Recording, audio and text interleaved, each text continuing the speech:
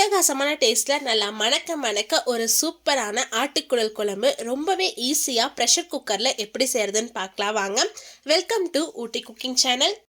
நான் ஒரு ஆட்டுக்குடலும் நுரையீரலும் வாங்கிட்டு வச்சுருக்கேன். இதை கடையிலேயே அவங்க ஓரளவுக்கு நமக்கு க்ளீன் பண்ணி தான் கொடுப்பாங்க. நம்ம க்ளீன் பண்ணி தர சொன்னோம்னா ஓரளவுக்கு அவங்க க்ளீன் பண்ணி கொடுத்துருவாங்க. ஆனால் இதுக்கப்புறமும் நம்ம நல்லா க்ளீன் பண்ணி எடுத்தோம்னா தான் அந்த ஆட்டுக்குடலோட ஸ்மெல் நமக்கு இருக்காது. கடையிலேயே இந்த மாதிரி சின்ன சின்ன பீஸாக வெட்டி வாங்கிட்டு வந்துடுங்க. அப்போ தான் சமைக்கிறதுக்கு ஈஸியாக இருக்கும். இந்த ஆட்டுக்குடல் கூடவே 1/2 டேபிள் ஸ்பூன் அளவுக்கு மஞ்சத்தூளும் 1 டேபிள் ஸ்பூன் அளவுக்கு கல்லுப்பு சேர்த்துருக்கேன். சேர்த்துட்டு நல்லா கலந்து விட்டுருங்க. உப்பும் மஞ்சளும் சேர்த்து நல்லா கலந்து விட்டதுக்கு அப்புறமா இதில் நல்லா சூடான தண்ணி சேர்த்துக்கோங்க. ரொம்ப கொதிக்கிற தண்ணி சேர்க்கக்கூடாது. நம்ம கை வச்சோம்னா சூடு தாங்குற அளவுக்கு இருக்கக்கூடிய தண்ணியை சேர்த்துட்டு நல்லா கலந்து விட்டுருங்க. இந்த சுடுதண்ணிலேயே ஆட்டுக்குடல் ஒரு 10 நிமிஷம் அப்படியே இருக்கட்டும். அதுக்கப்புறமா நம்ம நல்லா க்ளீன் பண்ணி எடுத்துக்கலாம். 10 நிமிஷத்துக்கு அப்புறமா இந்த ஆட்டுக்குடலை நம்ம கை வச்சு நல்லா பிசைஞ்சு விட்டு கழுவணும். அப்போ தான் அதில் இருக்க அழுக்கு எல்லாமே வெளியில் வரும். 2 கையும் யூஸ் பண்ணி நல்லா பிசைஞ்சு விட்டு கழுவுங்க. அதுக்கப்புறமா இந்த தண்ணியை வடிகட்டிட்டு நார்மலான பச்சை தண்ணி ஊற்றி 5லேருந்து 7 தடவை நம்ம இந்த ஆட்டுக்குடலை நல்லா அலாசி எடுக்கணும். ஆட்டுக்குடல் ரெசிபி எல்லாத்துக்குமே நம்ம அந்த ஆட்டுக்குடலை எந்த அளவுக்கு க்ளீன் பண்ணி சுத்தம் பண்ணுறோமோ அதை பொறுத்து தான் அந்த குழம்போட மனமும் சுவையும் இருக்குது. அதனால நம்மளால் எந்த அளவுக்கு க்ளீன் பண்ண முடியுமோ அந்த அளவுக்கு நல்லா க்ளீன் பண்ணி எடுத்துக்கோங்க. சரியா இந்த தண்ணி மாற்றி 7 தடவை நீங்கள் கழுவி எடுத்தீங்கனாலே அந்த குடலில் இருக்க அழுக்கு எல்லாமே வெளியில் போய் நல்லா க்ளீன் ஆகிடும். ஆட்டுக்குடல் எல்லாத்தையுமே நான் 6-7 தடவை நல்லா சுத்தமாக கழுவி இந்த அளவுக்கு நல்லா க்ளீன் பண்ணி எடுத்து வச்சுருக்கேன். உங்களுக்கு பார்த்தாலே தெரியும், நல்லா இந்த அளவுக்கு பளிச்சுன்னு இருந்தால் தான் குழம்பும் ரொம்ப நல்லா டேஸ்ட்டாக இருக்கும். தண்ணி எல்லாத்தையுமே நல்லா சுத்தமாக வடிகட்டி இதை எடுத்து வச்சுருங்க. இப்போ நாம் எப்படி குழம்பு தாளிக்கிறதுன்னு பார்க்கலாம். முதல்ல குழம்புக்கு ஃப்ரெஷ்ஷாக மசாலா ரெடி பண்ணிடலாம். அதுக்கு ப்ரெஷர் குக்கரில் நான் 2 டேபிள் ஸ்பூன் அளவுக்கு எண்ணெய் சேர்த்துருக்கேன். இந்த எண்ணெய் நல்லா சூடானதும் இதில் 3 துண்டு பட்டை, 5 கிராம்பு, 1 ஏலக்காய் சேர்த்துக்கலாம். கூடவே 1/2 டேபிள் ஸ்பூன் சீரகம், 1 டீஸ்பூன் அளவுக்கு சோம்பு சேர்த்துக்கலாம். இது எல்லாமே எண்ணெயில் நல்லா பொரிஞ்சு வந்ததுக்கு அப்புறமா 1/2 கைப்பிடி அளவுக்கு ஃப்ரெஷ்ஷான பூண்டு பற்கள் சேர்த்துக்கலாம். முன்னாடி நாளே பூண்டை உரிச்சு வச்சுட்டு நம்ம யூஸ் பண்ணோம்னா குழம்பு அந்த அளவுக்கு டேஸ்ட்டாக இருக்காது. ஃப்ரெஷ்ஷாக பூண்டு உரிச்சு யூஸ் பண்ணுங்க. இது கூடவே 1 இன்ச் அளவுக்கு இஞ்சி சேர்த்துக்கலாம். எப்போவுமே பூண்டு தான் அதிகமாக சேர்க்கணும், இஞ்சி கம்மியாக சேர்த்துக்கோங்க. பூண்டு எந்த அளவுக்கு சேர்க்குறீங்களோ அதோ அளவுக்கு இஞ்சி சேர்த்திங்கன்னா குழம்பு லைட்டாக கசப்பாக இருக்கிற மாதிரி இருக்கும். இது கூடவே 1 கைப்பிடி அளவுக்கு சின்ன வெங்காயம் சேர்த்துக்கலாம். சின்ன வெங்காயம் சேர்த்து செஞ்சோம்னா தான் குழம்பு ரொம்ப நல்லா டேஸ்ட்டாக இருக்கும். வெங்காயம் நல்லா கண்ணாடி பதம் வர வரைக்கும் எண்ணெயில் நல்லா வதக்கி எடுத்துக்கலாம். வெங்காயம், இஞ்சி, பூண்டு எல்லாமே எண்ணெயில் நல்லா வதங்கி வந்துருச்சு. அடுப்பு ஆஃப் பண்ணிவிட்டு இது கம்ப்ளீட்டாக சூடு ஆறுனதுக்கு அப்புறமா ஒரு மிக்சி ஜாரில் மாற்றி எடுத்திருக்கேன். இது கூடவே 1/4 கப் அளவுக்கு ஃப்ரெஷ்ஷாக திருவுன தேங்காய் சேர்த்துருக்கேன். தேங்காய் அதிகமாக சேர்க்க வேண்டாம், முடிஞ்சாலும் கொஞ்சம் கம்மியாக தேங்காய் சேர்த்து செய்யுங்க. அப்போ தான் குடல் குழம்பு ரொம்ப நல்லா டேஸ்ட்டாக இருக்கும். தேவைக்கேற்ப கொஞ்சமாக தண்ணி சேர்த்து இது எல்லாத்தையுமே நல்லா நைஸான பேஸ்ட்டாக அரைச்சி எடுத்துகிட்டு வந்துடணும். கொஞ்சம் கூட கப்பி இருக்கக்கூடாது. நல்லா நைஸாக பேஸ்ட்டாக அரைச்சி எடுத்துகிட்டு வந்துடுங்க. அடுத்தது ஒரு உரலில் 1 டேபிள் ஸ்பூன் அளவுக்கு மிளகு சேர்த்துருக்கேன். இதை நல்லா இடித்து பவுட்ரு பண்ணி எடுத்துக்கலாம். ஆட்டுக்குடல் ரெசிபி எதுவாக இருந்தாலும் சரி, மட்டன் ரெசிபிஸ் எதுவாக இருந்தாலும் சரி, அதுக்கு நம்ம ஃப்ரெஷ்ஷான பெப்பர் பவுடர் சேர்க்கும் போது ரொம்ப நல்ல டேஸ்ட்டும் ஃப்ளேவரும் இருக்கும். அடுத்தது அதே உரலில் 5 பல் பூண்டு சேர்த்து ரஃப்பாக இடித்து எடுத்துக்கலாம். அடுத்தது குழம்பு தாளிக்கிறதுக்கு நம்ம மசாலா வதக்கி எடுத்த அதே ப்ரெஷர் குக்கரில் 2 டேபிள் ஸ்பூன் அளவுக்கு எண்ணெய் சேர்த்துருக்கேன். எண்ணெய் நல்லா சூடானதும் இதில் 1 டீஸ்பூன் அளவுக்கு கடுகு சேர்த்துக்கலாம்.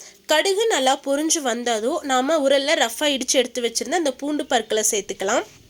கூடவே கறிவேப்பிலை இலை, இது கூடவே 1 கைப்பிடி நிறையா சின்ன வெங்காயத்தை கட் பண்ணி சேர்த்துருக்கேன். சின்ன வெங்காயம் சேர்த்துனா தான் ரொம்ப நல்லா டேஸ்ட்டாக இருக்கும். நீங்கள் ஒருவேளை சின்ன வெங்காயத்தை கட் பண்ணாமல் முழுசாக சேர்த்து செய்யலாம், அதுவும் இன்னும் நல்லாயிருக்கும். இது கூடவே 2 பச்சை மிளகாவை லைட்டாக கீறி விட்டுட்டு சேர்த்துருக்கேன். இது எல்லாத்தையுமே எண்ணெயில் நல்லா வதக்கி விட்டுருங்க. வெங்காயம் எண்ணெயில் நல்லா வதங்கி பொன்னிறம் ஆகிற வரைக்கும் நல்லா வதங்கி வரணும். வெங்காயம் இந்த அளவுக்கு நல்லா வதங்கி வந்ததும் இதில் தக்காளி சேர்த்துக்கலாம். நான் நல்ல பழுத்த தக்காளியாக 2 தக்காளியை கட் பண்ணி சேர்த்துருக்கேன். மீடியம் சைஸ் தக்காளி எடுத்திருக்கேன். பெரிய தக்காளியாக இருந்தால் 1 தக்காளி சேர்த்துக்கோங்க. நான் மீடியம் சைஸ் தக்காளி 2 தக்காளி சேர்த்துருக்கேன். தக்காளி சேர்த்துட்டு இந்த தக்காளி நல்லா சாஃப்ட் ஆகிற வரைக்கும் எண்ணெயில் நம்ம நல்லா வதக்கி விடணும். நிறைய பேர் குடல் குழம்புக்கு வந்து புளித்தண்ணி சேர்க்குவாங்க. நான் வந்து புளித்தண்ணி சேர்க்க மாட்டேன். அந்த புளிப்புக்காக நான் 2 தக்காளி சேர்த்துருக்கேன். ஒருவேளை நீங்கள் புளித்தண்ணி சேர்க்குறீங்கன்னா 1 தக்காளி மட்டும் சேர்த்துக்கோங்க. தக்காளி இந்த அளவுக்கு நல்லா சாஃப்டாக வதங்கி வந்தது. இதில் மசாலா பொருட்கள் சேர்த்துக்கலாம். 1 டேபிள் ஸ்பூன் மிளகாய்த்தூள், 1 டேபிள் ஸ்பூன் மல்லித்தூள் சேர்த்துருக்கேன்.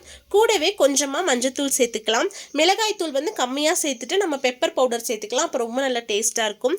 இந்த மசாலா எல்லாத்தையுமே எண்ணெயில் நல்லா வதக்கி விட்டுருங்க. அடிப்பிடிக்காமல் பார்த்துக்கோங்க. மசாலா நல்லா வதங்கி வந்ததும் நம்ம கழுவி க்ளீன் பண்ணி எடுத்து வச்சுருந்த ஆட்டுக்குடலை இதை சேர்த்துக்கலாம். இது கூடவே குழம்புக்கு தேவையான அளவு உப்பு சேர்த்துட்டு ஒரு 5 நிமிஷம் இந்த ஆட்டுக்குடலை நம்ம எண்ணெயில் நல்லா வதக்கி எடுக்கணும். கண்டிப்பாக 5 நிமிஷம் நம்ம இந்த எண்ணெயில் வதக்கி எடுக்கணும். அப்போ தான் குழம்பு ரொம்ப நல்லா டேஸ்ட்டாக இருக்கும். நாம் தண்ணி எதுவும் சேர்க்க வேண்டாம். நம்ம ஆட்டுக்குடலை நல்லா வதக்கி எடுக்கும் போதே அதுலேருந்து தண்ணி பிரிய ஆரம்பிக்கும். இது நல்லா கொதிச்சு வரட்டும். இந்த அளவுக்கு நல்லா கொதிச்சு வந்ததுக்கு அப்புறமா நம்ம மூடி எதுவும் போடக்கூடாது. அப்படியே ஓப்பனாக வச்சு சரியா 5 நிமிஷம் நம்ம நல்லா கொதிக்க விடணும். நல்லா ஹை ஃப்ளேமில் வச்சு சரியா 5 நிமிஷம் நம்ம நல்லா கொதிக்க வைக்கும்போது அந்த ஆட்டுக்குடலோட ஸ்மெல் வந்து துளி கூட குழம்புல இருக்காது. 5 நிமிஷம் நல்லா கொதிச்சு வந்ததுக்கு அப்புறமா பாருங்க எந்த அளவுக்கு தண்ணி வெளியில வந்திருக்குன்னு. நம்ம தண்ணி எதுவுமே சேர்க்க வேண்டாம். ஆட்டுக்குடல்ல இருந்து வர தண்ணியே நமக்கு சரியா இருக்கும். இப்போ இதில் நம்ம ஃப்ரெஷ்ஷாக அரைச்சி எடுத்து வச்சிருந்த மசாலா பேஸ்ட்டை சேர்த்துக்கலாம். இது கூடவே குழம்புக்கு தேவையான அளவு தண்ணி சேர்த்துக்கோங்க. நான் வந்து மிக்ஸி ஜாரை அலாசிட்டு அந்த தண்ணியே சேர்த்துருக்கேன். குழம்பு வந்து கொஞ்சம் தண்ணியாக இருந்தால் தான் அந்த ஆட்டுக்குடல் வந்து வேகிறதுக்கு சரியாக இருக்கும். ஆட்டுக்குடல் வந்து அவ்வளோ சீக்கிரம் வெந்து வராது. நம்ம அதிகமாக விசில் விட்டு எடுப்போம்.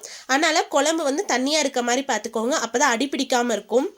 நாம் மசாலா சேர்த்ததுக்கப்புறமா 5 நிமிஷம் குழம்பு நல்லா ஹை ஃப்ளேமில் கொதிச்சு வரணும். மூடி எதுவும் போட வேண்டாம். ஓப்பனாக வச்சு நல்லா 5 நிமிஷம் கொதிக்க விடுங்க. குழம்பு நல்லா கொதிச்சு வந்ததுக்கு அப்புறமா இதில் நம்ம ஃப்ரெஷ்ஷாக இடித்து எடுத்து வச்சுருந்த பெப்பர் பவுடர் சேர்த்துட்டு நல்லா கலந்து விட்டுருங்க. குழம்புக்கு உப்பு காரமெல்லாம் சரியாக இருக்கான்னு செக் பண்ணி பார்த்துக்கோங்க. தேவைப்பட்டால் உப்பு சேர்த்துக்கலாம். காரத்துக்கு நீங்கள் மிளகாத்தூள் சேர்க்கறனாலும் சேர்த்துக்கோங்க, இல்லை பெப்பர் பவுடர் சேர்க்கறனாலும் சேர்த்துக்கலாம். ஒருவேளை மிளகாத்தூள் இல்லை பெப்பர் பவுடர் சேர்த்திங்கன்னா ஒரு 2 நிமிஷம் நல்லா கொதிக்க வச்சுக்கோங்க. எனக்கு உப்பு காரம் எல்லாமே சரியாக இருக்குது. இப்போ குக்கரை மூடி வச்சிடலாம். மேலே வெயிட் போட்டுருங்க. அடுப்பை ஹை ஃப்ளேமில் வச்சு ஒரு விசில் மட்டும் விடுங்க. ஒரு விசில் வந்ததுக்கு அப்புறமா அடுப்பை மீடியம் ஃப்ளேமில் வச்சு 5 விசில் விட்டுடுங்க. அப்போ தான் ஆட்டுக்குடல் ரொம்ப நல்லா சாஃப்டாக வெந்து வரும்.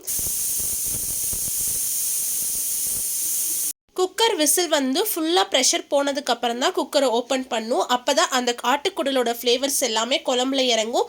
குழம்போட ஃப்ளேவர்ஸ் எல்லாமே ஆட்டுக்குடலில் இருக்கும். இப்போ ஓப்பன் பண்ணி பார்க்கலாம். பார்க்குறதுக்கே எவ்வளோ கலர்ஃபுல்லாக நல்லா சூப்பரான ஆட்டுக்குடல் குழம்பு ரொம்ப சூப்பராக ரெடி ஆகிடுச்சு. இதுக்கு மேலே ஒரு கைப்பிடி நிறைய பொடியாக நறுக்கின ஃப்ரெஷ்ஷான மல்லி இலைகள் சேர்த்துக்கோங்க. மல்லி இலை சேர்த்துட்டு நல்லா கலந்து விட்டுருங்க. ஒரு தடவை உப்பு காரமெல்லாம் உங்களுக்கு சரியாக இருக்கான்னு செக் பண்ணி பார்த்துக்கோங்க. நான் வந்து குக்கரில் குழம்பு வைக்கும் போது தண்ணியாக தான் வச்சேன். குக்கர் விசில் வந்ததுக்கப்புறம் ஓப்பன் பண்ணும் போது குழம்பு பாருங்கள் எந்த அளவுக்கு கெட்டியாக இருக்குன்னு. நீங்கள் ஒரு வேளை குக்கரில் நல்லா கெட்டியாக குழம்பு வச்சிங்கன்னா கண்டிப்பாக அடி பிடிச்சிரும். அதனால் நல்லா தண்ணியாக வைங்க. அப்போ தான் குக்கர் விசில் வந்து நம்ம ஓப்பன் பண்ணுறப்போ சரியான கன்சிஸ்டன்சியில் இருக்கும். குழம்பும் கொஞ்சம் கூட அடி பிடிக்காமல் நல்லா மணமாகவும் இருக்கும்.